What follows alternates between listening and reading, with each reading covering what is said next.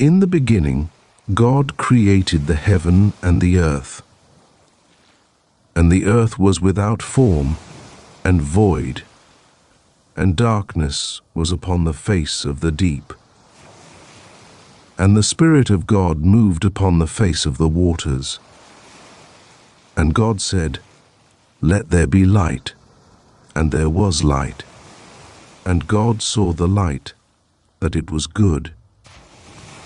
And God divided the light from the darkness.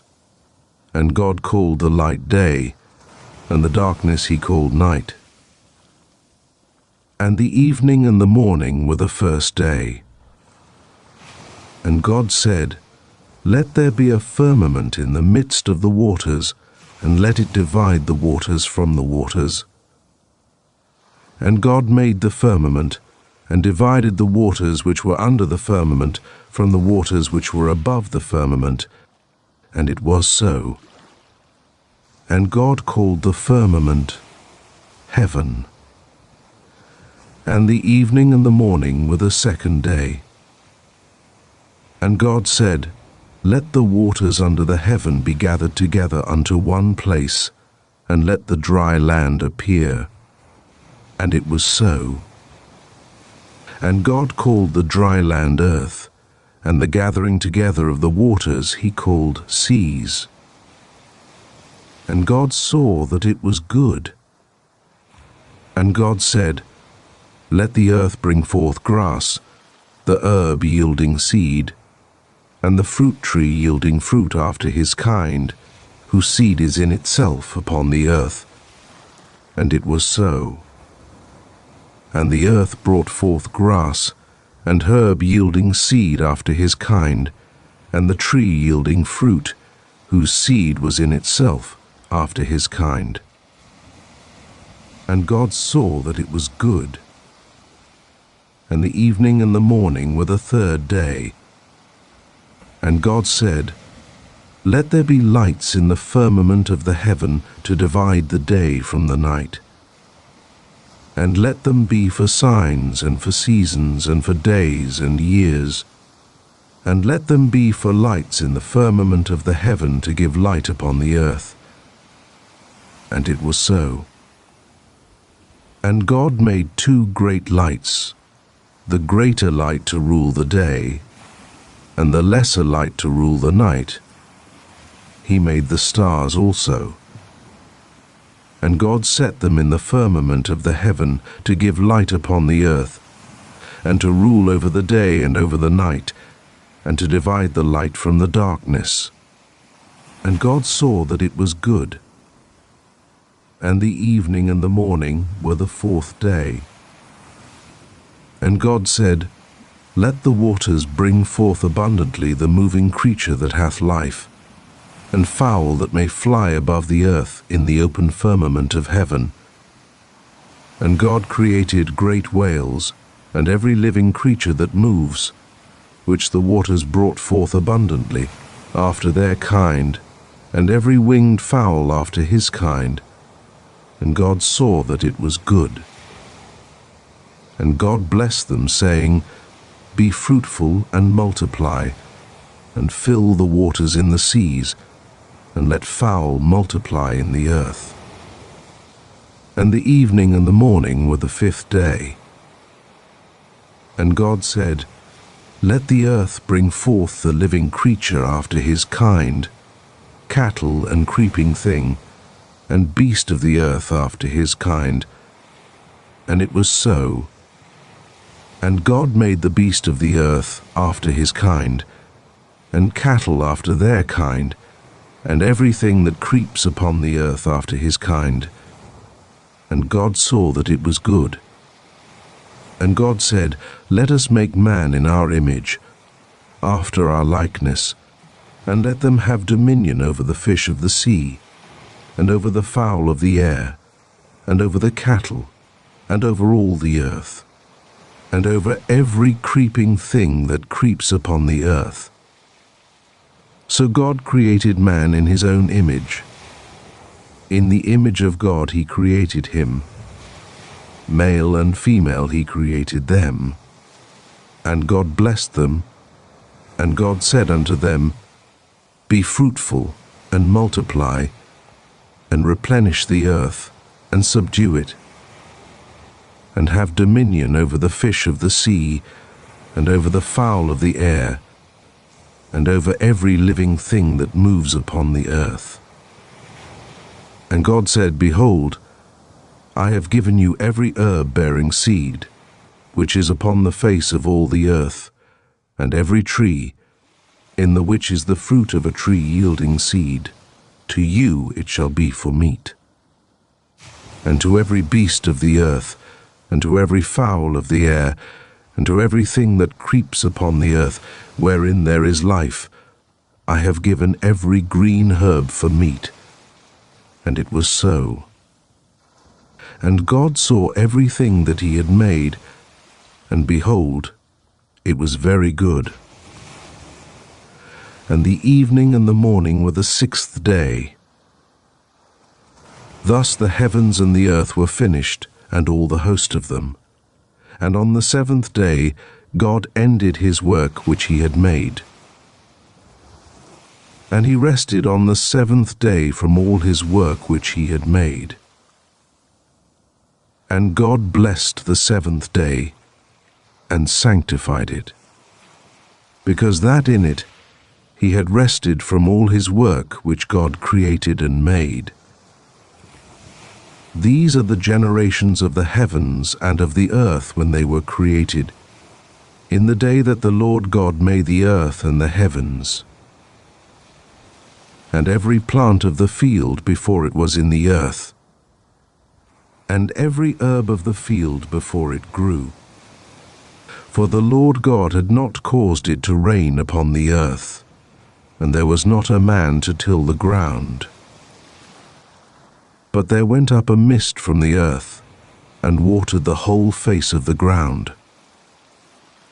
And the Lord God formed man of the dust of the ground, and breathed into his nostrils the breath of life. And man became a living soul. And the Lord God planted a garden eastward in Eden. And there he put the man whom he had formed.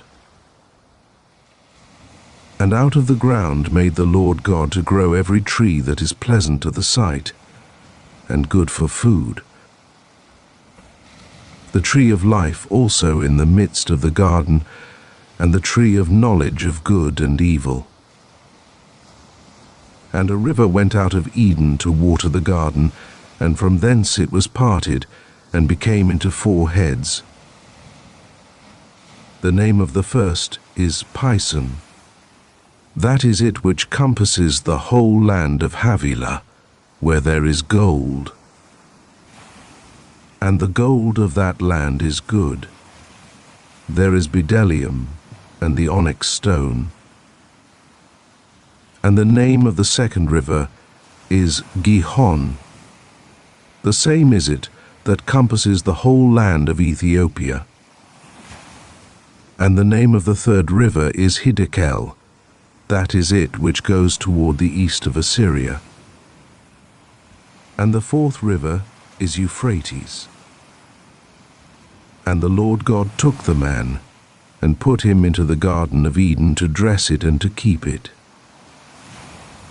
And the Lord God commanded the man, saying, Of every tree of the garden thou may freely eat, but of the tree of the knowledge of good and evil thou shalt not eat of it. For in the day that thou eatest thereof, thou shalt surely die. And the Lord God said, It is not good that the man should be alone. I will make him a helper fit for him. And out of the ground the Lord God formed every beast of the field, and every fowl of the air, and brought them unto Adam to see what he would call them. And whatsoever Adam called every living creature, that was the name thereof. And Adam gave names to all cattle, and to the fowl of the air, and to every beast of the field. But for Adam there was not found a helper fit for him. And the Lord God caused a deep sleep to fall upon Adam, and he slept.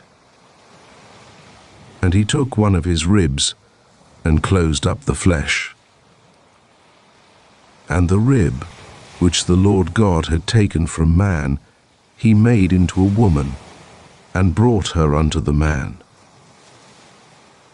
And Adam said, This is now bone of my bones, and flesh of my flesh.